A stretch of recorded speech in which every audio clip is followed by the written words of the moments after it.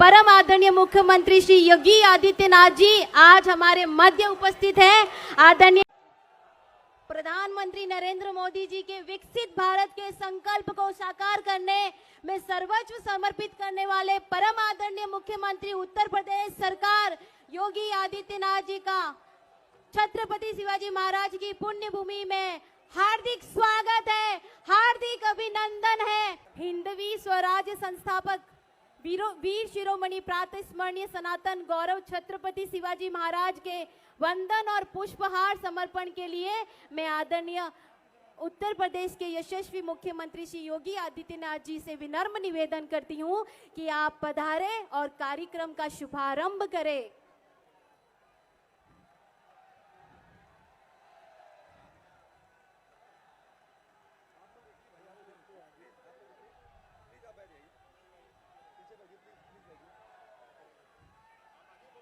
मैं आदरणीय नरेंद्र मेहता जी, मीरा भाईंदर विधानसभा के उम्मीदवार आप त्रिशूल देकर और श्री प्रताप सर नायक जी से महायुति के उम्मीदवार से अनुरोध करती हूँ कि वो हमारे परम आदरणीय योगी आदित्यनाथ जी का स्वागत करें।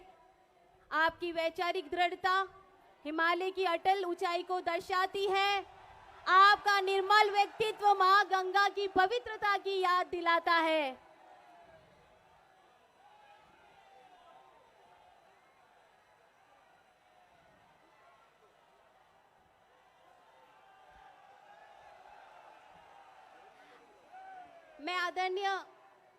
अब मैं संकल्प घोषणा पत्र के विमोचन के लिए आदरणीय योगी जी से निवेदन करती हूँ कि वो संकल्प घोषणा पत्र का विमोचन करें। आप सबकी तालियों की गूंज का सम्मान मिले।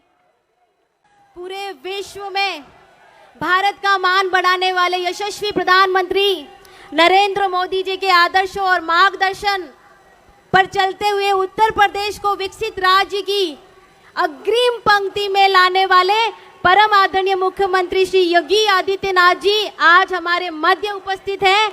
आदरणीय योगी जी, जनता आपको सुनने के लिए लालायित है। जय जय श्री राम।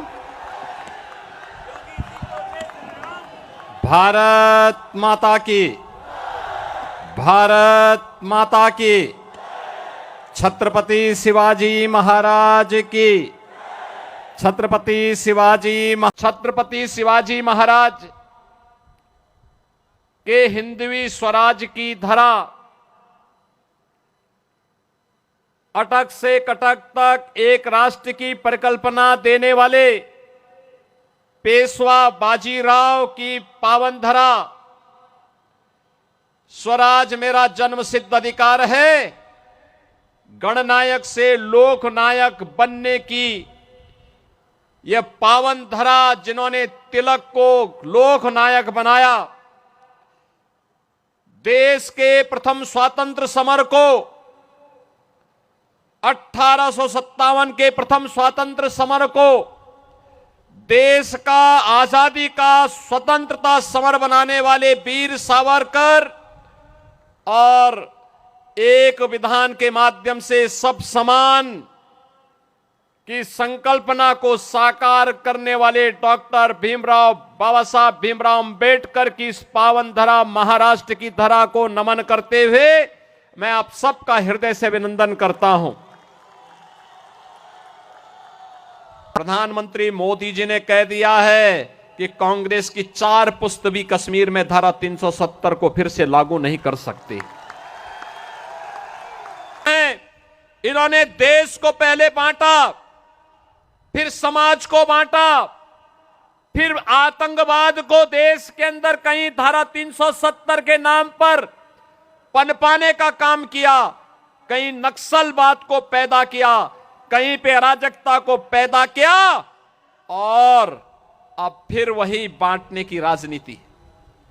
बहनों और भाइयों, मैं बार बार एक बात कहता हूं, इस देश का इतिहास गवाह है, बंटे थे तो कटे थे, बंटे थे तो बटेंगे तो कटेंगे और एक रहेंगे तो सेफ रहेंगे, एक रहेंगे। लेकिन हमारे मोदी जी ने भी कहा है कि एक रहेंगे तो रहेंगे तो सेफ रहेंगे। एक बार सामूहिक रूप से एक जोरदार जयकारा भारत माता का हम उद्घोष करें, क्योंकि पंडित दीनदयाल उपाध्याय जी ने कहा था कि भारत एक जमीन का टुकड़ा नहीं है, ये जीता जागता राष्ट्र पुरुष है। इसलिए मेरे साथ मिलकर बोलिए, भारत माता की, भारत माता की जय श्री राम, जय जय श्री राम। छत्रपति शिवाजी महाराज की, छत्रपति शिवाजी महाराज की जय। क्योंकि आप सब जनता जनार्दन है और आप जानती है कि आप तमाशाई नहीं है, मगर तमाशा देख सकते हैं, झूठ और सच के बीच का खुलासा देख सकते हैं। और भले ही बंद कर लो तमाम खिड़कियां और दरवाजे, भले ही बंद कर लो तमाम खिड़कियां और दरवाजे, जो सूरज है तो उत्साह को नमन करती हूँ, क्योंकि आप उस धरती पर बैठे हैं।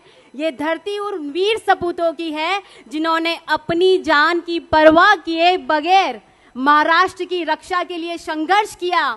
ये धरती वीर छत्रपति शिवाजी महाराज की है, ये धरती वीर सावरकर की है। याद रखिए कि हमारे हजारों अधिकारों में से सबसे बड़ा जो अधिकार है वो मताधिकार का अधिकार है, जो अभी आपके हाथ में है। 20 नवंबर तक वो सबसे बड़ा ब्रह्मास्त्र आपके हाथ में है। आपको पता होना चाहिए उसका प्रयोग कब करना है, कैसे करना है। कि बाबा साहब अंबेडकर का संविधान आपके हाथों में, छत्रपति शिवाजी महाराज का हिंदुस्तान आपके हाथों में। उनको चुनना जिसने सुनी हो तुम्हारी पीड़ा की आवाज, उनको चुनना जिसने सुनी हो तुम्हारे पीड़ा की आवाज।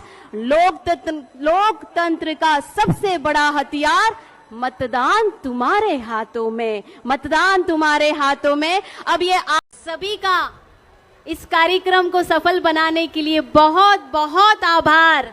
आप सभी का बहुत बहुत धन्यवाद।